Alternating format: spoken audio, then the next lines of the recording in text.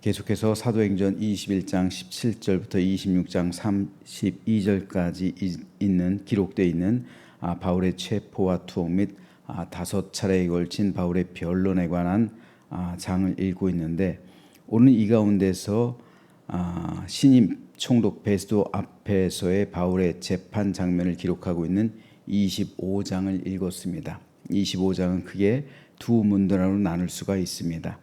12절까지는 신임 총독 베스도 앞에서의 유대인들의 재고소 및 바울의 변론과 가이사에게 상소한 장면에 대해서 기록하고 있고요. 13절부터 27절은 헤롯 아그리빠를 향한 베스도의 자문 요청 및 바울 신문을 위한 청문회 개최 장면을 기록하고 있습니다. 벨릭스가 당시 황제였던 네로의 명령으로 로마로 소환됩니다. 이후 벨릭스를 대신할 총독으로 베스도가 부임했습니다. 베스도는 벨릭스에 비해 비교적 공정한 사람이었습니다. 벨릭스가 워낙 악행을 많이 저질러서 로마로 소환되었기 때문에 유대에서의 베스도의 행동은 신중할 수밖에 없었습니다. 그래서 그는 로마에서 가이사랴 오자마자 3일 만에 예루살렘으로 가서 산헤드린 공회와 원로들을 찾았습니다.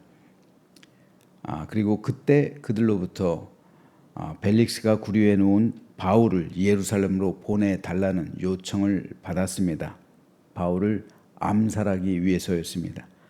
하지만 베스도는 이를 거절했고 로마법에 따라 가이사랴에 와서 정식으로 바울을 고소하고 재판을 받으라고 말했습니다. 그래서 베스도 앞에서 바울이 재판을 받게 되는데, 베스도가 볼 때는 바울은 무죄했습니다. 자기도 신임 총독이기 때문에 유대 원로들과 부딪혀서 좋을 게 하나도 없었습니다. 하지만 그럼에도 바울은 어떤 죄가 없었습니다. 바울이 무슨 죄가 있어야 처벌을 하지. 베스도가 볼 때는 바울은 아무 죄가 없었습니다. 그래서 베스도는 아그리빠에게 오늘 본문에서 이렇게 말합니다.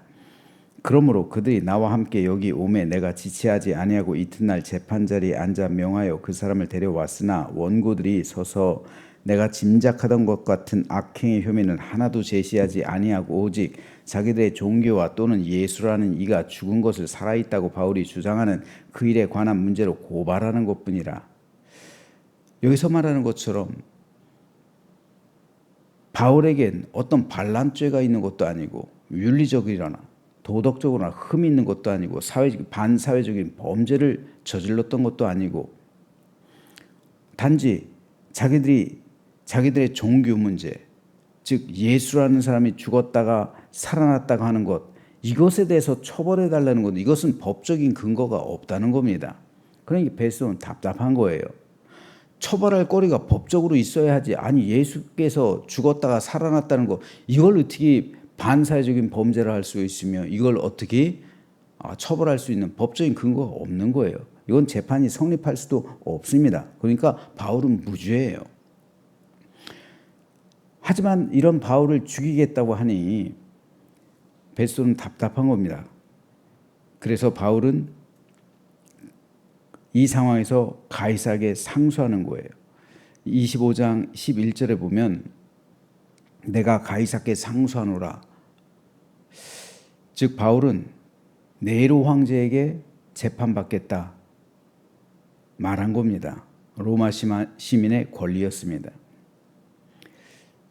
그래서 베스도는 바울을 로마로 송환합니다. 그렇다면 왜 바울은 가이사에게 상소했을까요? 그 이유는 예수님의 말씀 때문입니다. 바울이 예루살렘에서 대제사장에게 신문받을 때 예수님께서 바울에게 나타나셔서 이렇게 말씀하셨습니다. 그날 밤에 주께서 바울 곁에 서서 이르시되 담대하라. 내가 예루살렘에서 나의 일을 증언한 것 같이 로마에서도 증언하여야 하리라 하시니라. 즉 바울은 이미 2년 전 재판을 받기 전에 재판을 시작하면서 내가 예루살렘에서 나의 일을 증언한 것처럼 로마에서도 증언해야 한다라는 말씀을 들었던 거예요. 재판을 막 시작하면서 그런데 2년이 지난 후에도 바울은 여전히 가이사랴에 구류되어 있습니다. 또다시 지루한 재판이 새 총독, 신임 총독에 의해 또다시 시작되고 있는 거예요. 그래서 바울은 가이사에게 상소한 겁니다. 로마에 가서 복음을 전하겠다 다짐했던 거예요. 바울이 제3차 전도 여행을 마치고 예루살렘으로 돌아올 때도 아가야 선지자가 바울더러 뭐라고 말했냐면, 당신 예루살렘으로 가면 결박당할 것이라는 사실을 성령께서 말씀하신다, 예언해요. 그래서 모든 제자들은 예루살렘으로 올라가지 마십시오. 가면 잡힙니다. 가면 붙들려요. 왜냐하면 아가야 선지자도 그렇게 말을 하고 있고 이건 하나님의 뜻이 확실하기 때문에. 그런데 바울은 우깁니다. 아니, 난 갈 거야. 아니, 왜? 잡힌다는데 왜 가냐고. 근데 바울은 가요. 그래 결국 아가야 선지자의 말처럼 잡혀요. 그래서 지루한 재판을 시작하잖아요. 2년 동안. 그러면은 사람들은 뭐라고 생각할까요? 아니, 아가야 선지자의 말처럼 안 갔어야지. 왜 성령님의 말을 듣고서도 왜 그대로 가? 이렇게 생각할 수 있잖아요. 근데 바울이 간 이유가 있어요. 이 성령님의 말씀을 어떻게 해석하느냐에 따라 다른 거예요.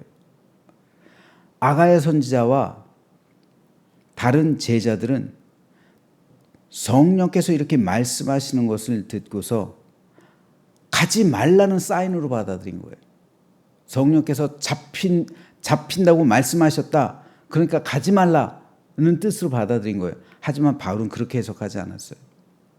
똑같은 성령의 말씀을 듣고 나서도 바울은 이것은 도망치라는 말이 아니라 준비하라는 말씀이다 라고 받아들인 거예요. 그래서 너는 죽음을 준비하라. 너는 죽을 것을 각오하라. 너는 재판받을 것을, 옥에 갇힐 것을 각오하라. 너 예루살렘으로 가면 잡힐 건데 이것을 각오하라는 뜻으로 바울은 받아들인 거예요. 그래서 간 거예요. 알면서도 간 거예요. 그래서 바울은 자신의 목숨을 걸고 로마로 가기로 지금 또다시 결단하고 있는 거예요. 그 이후의 여정은 몰랐어요. 예수님의 복음을 전하고 난 후, 로마에서 전하고 난 후 바울이 죽을지 아니면 석방되어서 다시 복음을 전하게 될지, 그 이유에 대해서는 바울은 전혀 몰랐습니다. 성령께서 아직 역사하시지 않으셨어요. 여기서 우리는 한 가지 중요한 사실을 깨닫습니다. 우리가 하나님의 뜻을 통째로 우리 전 인생을 향한 하나님의 뜻을 다 알 수는 없어요. 하나님께서 보여주시는 그때만의 장면이 있어요. 바울도 몰랐어요. 예루살렘에서 네가 고난을 당할 것이다. 성령께서 아가야를 통해서 말씀해 주셨어요. 알았어요, 그것까지는. 그래서 예루살렘에서 고난을 당했죠. 감옥에 갇혔어요, 아가야 선지자의 말처럼. 그래서 준비하고 있었어요, 이미 바울은. 내가 갇히게 될 것이라는 사실을 알고 있었어요. 그래서 예루살렘 감옥에 갇혔어요. 근데 그 감옥에서 예수께서 말씀하세요. 로마에서도 너 내 복음을 전하게 될 것이다. 그래서 바울은 그 뜻을 알고 있었어요. 내가 언젠가 로마에 가게 될 것이지. 그때까지는 난 안 죽는다. 이걸 알고 있었어요. 그래서 배가 파손했을 때도 바울은 담대했어요. 걱정하지 마. 죽을 사람 아무도 없어. 왜? 나보고 주님께서 로마에 간다고 말씀하셨기 때문에 이 배는 로마까지 갈 거야. 이 확신이 있었던 거예요. 그래서 안심시켰던 거예요. 걱정하지 마. 이 배 로마까지 간다. 주님께서 말씀하셨기 때문에. 여기까지만 바울이 알고 있었어요. 그리고 로마에 가서 또 주님께서는 그때마다 역사하시는 거예요. 통째로, 전 인생 통째로 하나님께서 가르쳐 주시는 게 아니라 그때마다 주님께서 나타나셔서 말씀하세요. 거기까지만. 그 이유는 그때 가서 알게 하시는 거예요. 이것이 하나님께서 인도하시는 방법입니다. 그렇기 때문에 우리는 날마다 깨어 있어야 되는 거예요. 그렇지 않으면요, 사람들은 그래요. 반짝 믿음이 좋을 때가 있어요. 그렇잖아요. 살아가다 보면 반짝 믿음이 좋을 때가 있어요. 내 생에 100년이라고 생각하면 반짝 1, 2년 믿음이 굉장히 좋을 때가 있어요. 근데 그 믿음이 좋을 때 평생 동안 알 거를 다 하나님께서 가르쳐 주신다면 어떻게 될까요? 내 인생이 어떻게 될지 내가 다 아는데 굉장히 나태해지고 그리고 영적으로 굉장히 무기력해질 겁니다. 하지만 하나님께서는 그렇지 않아요. 반짝 그게 아니라 40대 때도 50대 때도 60대 때도 70대 때도 하나님께서 인도하시는 과정이 있어요.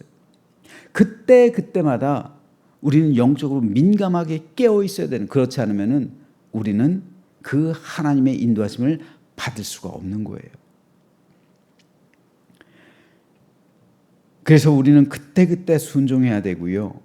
날마다 영적으로 민감해야 되고 예민해야 되고 깨어 있어야 되는 거예요. 복음성가 중에 내일 일은 난 몰라요. 하루하루 살아요. 이 찬양 많이 불렀는데요. 이게 굉장히 좋은 가사예요. 내일 일은 난 모르는 거예요. 내일 일은 예수님 말씀처럼 내일이 염려하는 거예요. 난 몰라요, 내일 일은. 내일 어떻게 될지 우리가 어떻게 오늘 일도 모르는데.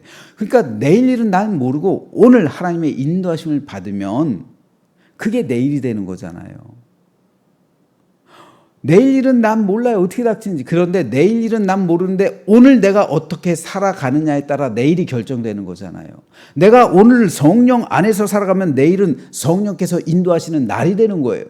하지만 오늘 내가 세속 가운데 오염된 삶을 살아가면 내일은 난 더러워진 상태로 발견되는 거예요. 내일 일은 난 몰라요. 오늘 하루 하나님과 동행하면서 주께서 인도하시는 삶을 살아가면 내일은 주와 동행한 삶의 결과가 기다리는 거죠. 그렇기 때문에 오늘이 중요한 거예요. 오늘은 뭡니까? 어제 살아온 결과가 오늘이잖아요. 어제 내가 살아온 삶의 열매를 오늘 거두는 거예요. 내가 어제 잘못된 삶을 살았으면 오늘 나의 신앙, 나의 믿음, 그리고 나의 삶은 그에 대한 합당한 열매를 거둘 겁니다. 하지만 어제 내가 신실한 믿음의 삶을 살아가며 주와 동행했다면 오늘도 주께서 역사하시는 은혜의 열매를 맺게 되는 거예요. 그러므로 가장 중요한 것이 바로 오늘입니다. 지금 오늘 내가 새벽 기도 나오고 나신의 기도, 중보 기도, 짝꿍 기도, 가디언의 기도, 골방 기도, 그런 기도를 주님께 드리고 주님을 향한 부단한 말씀을 듣고 말씀을 읽고 그리고 기도 가운데 전도하며 하나님의 뜻에 합당한 그 믿음의 삶을 살아가기로 부단히 애쓰고 몸부림치는 그 삶을 살아가게 된다면 내일은 더 성숙하고 주와 동행하는 믿음의 삶이 열리게 되는 거예요. 그러므로 내일 일은 난 모릅니다. 오늘 하루하루 주와 동행하면서 사는 것. 제자들이 그렇게 살았고 바울도 그렇게 살았습니다. 그리고 오늘 우리 역시 그렇게 살아가야 합니다. 그러므로 우리는 여기까지 인도하신 하나님의 그 손길을 바라보며 오늘 하루 주와 동행하는 믿음의 삶을 살아갈 때 가장 선하고 좋은 길로 이끌어 주시는 성령님의 인도하심과 우리 주 예수 그리스도의 은혜가 우리 삶 가운데 흘러 넘치게 될 줄로 믿습니다. 그래서 오늘 하루 우리에게 보여주시는 만큼 우리가 오늘 걸어가면 되는 거예요. 오늘 하루 인도하시는 만큼 영적으로 민감하게 되어서 성령께서 나를 인도해 주시는 만큼 그 길을 걸어가면 되는 거예요. 그래서 오늘 하루 기도와 간구로 우리 하나님 앞에 나아갈 때 기쁨과 간구로 감사와 은혜와 기도로 나아가시는 우리 모두가 되시길 주님의 이름으로 축복합니다. 구약 성경에 보면 구름 기둥이라는 게 있어요. 구름 기둥이 떠오르면은 가면 되는 거예요. 하나님께서 인도하시는구나. 이동 시작.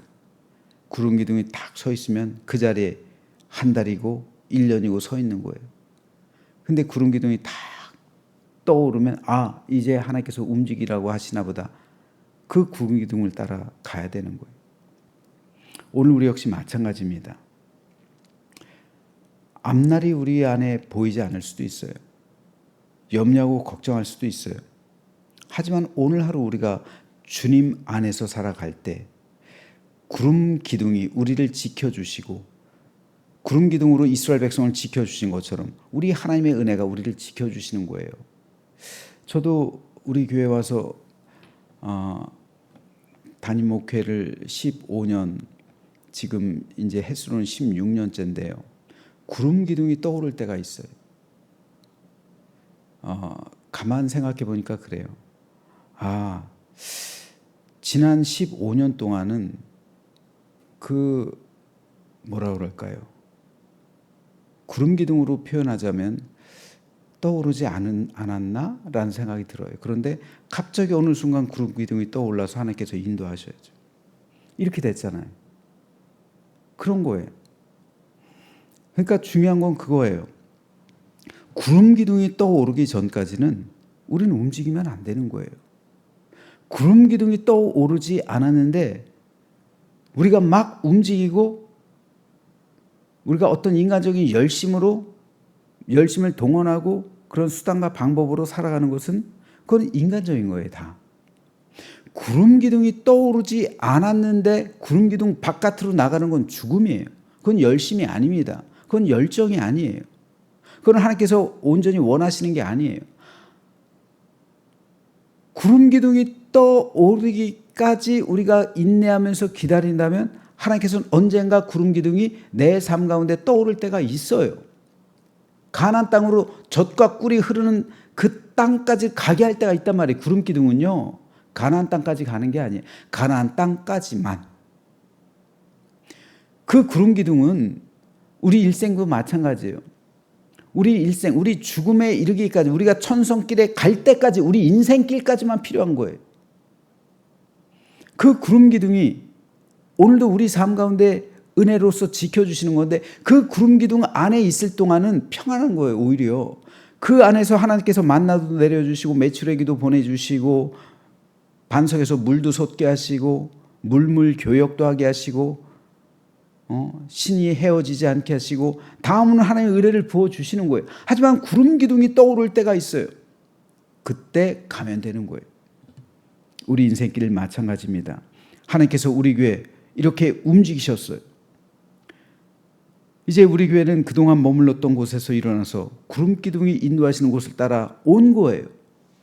그 결과 우리는 리모델링이라는 이렇게 아름다운 그 열매를 맞이하게 됐습니다. 그리고 또 하나님께서 어느 길로 인도하실지 또 몰라요. 여러분의 개인의 삶도 마찬가지예요. 가정도 마찬가지예요. 구름 기둥이 떠오르기까지 여러분 기도해야 돼요. 매일 주님과 동행해야 됩니다. 주님 안에서 기도하고 간구하면서 주와 동행한다면 가장 선하신 주님의 길로 이끌어 주실 줄로 믿습니다. 바울이 그런 길을 걸어간 거고요. 그리고 오늘 우리도 그런 길을 걸어가야 합니다. 그래서 바울처럼 복음의 삶을 살아가며 주와 동행하는 가운데 하나님의 뜻을 온전히 이루는 우리 모두가 되시길 주님의 이름으로 축원합니다.